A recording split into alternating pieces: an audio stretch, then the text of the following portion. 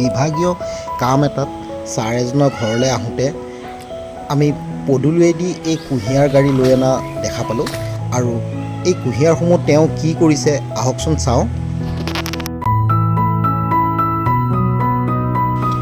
দূৰৰ পৰাই দেখি গম পালোঁ যে ছাৰজনে কুঁহিয়াৰ পেৰাত ব্যস্ত হৈছে আৰু তেওঁৰ বাৰীৰ কুঁহিয়াৰসমূহ এনেধৰণে কাটি আনি আৰু এই মেচিনৰ জৰিয়তে তেওঁ কুঁহিয়াৰসমূহ পেৰি ৰস উলিয়াই ইয়াতে গুড় প্ৰস্তুত কৰি আছে।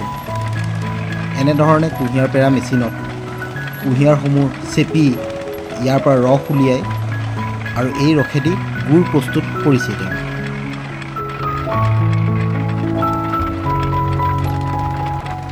কুঁহিয়াৰৰ ৰসসমূহ এনেধৰণে কলৰ ধূনাইদি নিগৰি তলত থকা ড্ৰামকেইটাত সোমাইছেহি।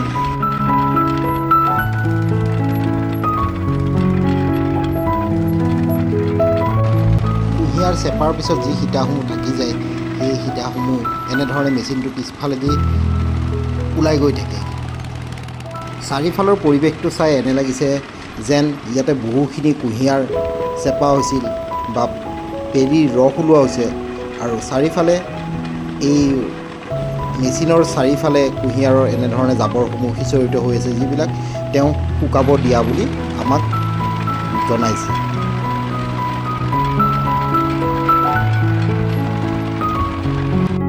এই মেচিনৰ কিনাৰতে ডাঙৰ এটা চৌকা আছে আৰু ইয়াতে এই চৌকাটোতে কুঁহিয়াৰ ৰসসমূহ এই পাত্ৰত গৰম কৰি গুড় প্ৰস্তুত কৰা হয় আৰু এই জাবৰসমূহ ইয়াতে ইন্ধন হিচাপে ব্যৱহাৰ কৰা হয়।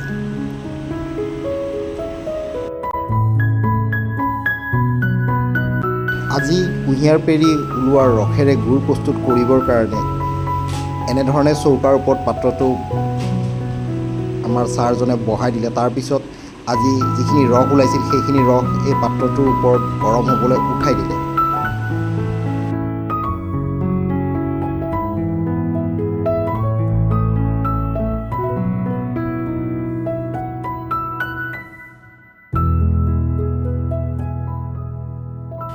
আহকচোন জানো আমি এই ছাৰজননো কোন আৰু তেওঁ কেনেধৰণে ঘৰতে গুড় প্ৰস্তুত কৰি আছে।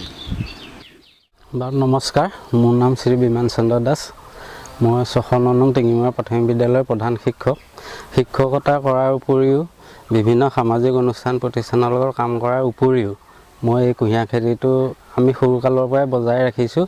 আমাৰ খঙীয়া মৌজা কুঁহিয়াৰ খেতিৰ কাৰণে বিখ্যাত আছিল, কিন্তু এতিয়া বান্দৰৰ উপদ্ৰৱৰ কাৰণে কোনেও কৰিব পৰা নাই। খঙীয়া মৌজাৰ ভিতৰত একমাত্ৰ ময়ে খেতিটো বজাই ৰাখিছোঁ আৰু থলুৱাভাৱে কৰিছোঁ। সম্পূৰ্ণ আমাৰ কোনো ভেজাল নাই, সম্পূৰ্ণ আমি গুড় ইয়াত প্ৰস্তুত কৰিছোঁ আৰু এই বিহুৰ সময়ত মানুহৰ চাহিদাও আছে গুড়ৰ, গতিকে মানুহে বিচাৰিছেও যথেষ্ট সংখ্যক গ্ৰাহকে, গতিকে গুড়টো প্ৰস্তুত কৰি আমি বিক্ৰীৰ বাবে প্ৰস্তুত কৰিছোঁ। আৰু এই কিমান সময় লাগে গুড় কুঁহিয়াৰৰ ৰসৰ পৰা গুড় প্ৰস্তুত কৰোঁতে? গুড়টো আগতে মহৰ শাল আছিলে, আজিকালি মেচিনেৰী হ'ল। মেচিন হ'ল যদিও পেৰোতে 1.5 ঘণ্টামান লাগে। তাৰপৰা আপোনাৰ গুড় প্ৰথম পগাওঁতে প্ৰথমৰ পৰা 3 ঘণ্টা সময় লাগে। ঠিক আছে ছাৰ, ধন্যবাদ থাকিল।